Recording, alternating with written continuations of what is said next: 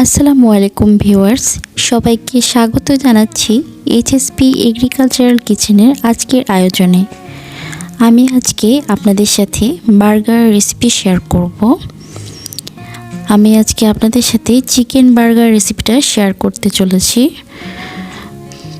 সব সময়ের মতোই আমি চেষ্টা করেছি আপনাদের সামনে এই বার্গার রেসিপিটি খুব সহজভাবে উপস্থাপন করতে। তো আমি এখানে প্রথমেই যেহেতু আমি চিকেন দিয়ে আজকে বার্গার তৈরি করব, তার জন্য আমি এখানে একটা চিকেনের বুকের মাংসটা আমি নিয়েছি। এখানে 500 গ্রাম বুকের মাংস আছে। আমি এগুলো পাতলা পাতলা করে ছুরির সাহায্যে কেটে নিচ্ছি। এগুলো যদি অনেক বেশি মোটা থাকে তাহলে মাঝখান থেকে ফেটে নেবেন। তো এখানে আমি এটা একটা রগ, মুরগির বুকের রগ। এটা থাকলে মুরগির মাংসের যে জুসিনেসটা থাকে ওটা কিন্তু নষ্ট হয়ে যায়। তাই সবসময় চেষ্টা করবেন এই জিনিসটা ফেলে দেওয়ার। এটা থাকলে এর মাংসটা একদম চুই টাইপ হয়ে যায়, ওটার জুসিনেসটা থাকে না। তো এটা সবসময় ফেলে দেওয়ার চেষ্টা করবেন, আর এটাও একটা টিপস হিসেবে রাখবেন। আপনারা এটা চাইলে যে হাড়সহ মাংসটা থাকে ওটাও নিতে পারেন, ওটার হাড়টা না নিলেই হবে। আমি বুকের মাংসটা দিয়েই করছি। তো আমি এটা একটি বোলে ট্রান্সফার করে নিচ্ছি। আমি এখন এই মাংসটা ম্যারিনেট করব। প্রথমে আমি হাফ চা চামচ হলুদের গুঁড়ো দিয়ে দিয়েছি, হাফ চা চামচ লাল মরিচ গুঁড়ো দিয়েছি, চিলি ফ্লেক্স দিয়ে দিয়েছি হাফ চা চামচ, অরিগ্যানো দিয়ে দিয়েছি হাফ চা চামচ,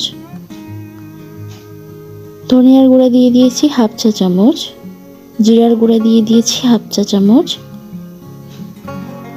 কালো গোলমরিচ গুঁড়ো দিয়ে দিয়েছি হাফ চা চামচ, এক চা চামচ আমি এখানে সয়া সস ইউজ করছি, 1 টেবিল চামচ আমি ভিনেগার দিয়ে দিলাম, 1 টেবিল চামচ টমেটো কেচাপ দিয়ে দিচ্ছি। আপনারা এখানে টমেটো সসটাও ইউজ করতে পারবেন। আমি এখানে 2 টেবিল চামচ বাটা পেঁয়াজ দিয়ে দিয়েছি, 1 টেবিল চামচ আদা দিয়ে দিয়েছি, এবং এক টেবিল চামচ এবং 1 চা চামচ আমি এখানে রসুন দিয়েছি, এবং 1 চা চামচ আমি এখানে লবণ ইউজ করেছি, এবং সাথে আমি 1 চা চামচ কর্নফ্লাওয়ার দিয়ে দিয়েছি, এবং 1 চা চামচ গরম মশলা গুঁড়ো দিয়ে দিয়েছি। আমি সব উপকরণ এখন একসাথে এই মাংসের মধ্যে ভালোভাবে মিক্স করে নিচ্ছি। এখানে আপনারা চাইলে টক দইটাও ইউজ করতে পারেন, বাট আমি ওটা আজকে ইউজ করিনি। আমি এখানে সামান্য 1 টেবিল চামচ মতো তেল দিয়ে দিয়েছি। এই তেলটা দিলে এই চিকেনটা অনেক বেশি সফট থাকে। এখানে আপনারা চাইলে বাটারটাও ইউজ করতে পারবেন। তো ওটা আমি রেস্টে রেখে দিয়েছি, এবং এখানে আমি মেয়োনিজের প্রিপারেশনটা করে নিচ্ছি। আমি আজকে দুধ দিয়ে আপনাদের মেয়োনিজ তৈরি করে দেখাচ্ছি। এখানে আমি 1/3 কাপ দুধ দিয়ে দিয়েছি, এবং 1 টেবিল চামচ চিনি এবং 1 টেবিল চামচ গুঁড়ো দুধ ইউজ করেছি। এখানে আমি সরিষা বাটা দিয়ে দিয়েছি 1 চা চামচ, এবং হাফ চা চামচ আমি এখানে গোলমরিচ গুঁড়ো দিয়েছি। এখানে আমি একটা বড় লেবুর এক অংশ আমি এখানে ফালি করে নিয়েছি, এবং এর রসটা আমি এখানে দিয়ে দিচ্ছি। আপনারা এখানে 1 টেবিল চামচ ভিনেগারও ইউজ করতে পারেন। আর আমি এখানে স্বাদ অনুযায়ী লবণ দিয়ে দিয়েছি। আর এখানে আমি হাফ কাপের মতো আমি তেল নিচ্ছি। তেলটা আমি সবগুলো একসাথে দিইনি, আমি এটা একটু একটু করে দেব।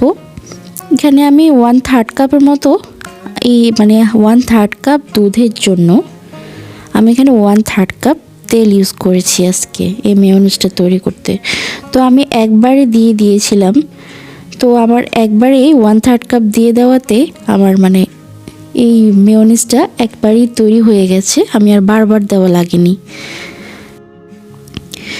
তো এই মেয়োনিজটাতে আমি 1/4 কাপের মতো এখানে টমেটো সস ইউজ করেছি।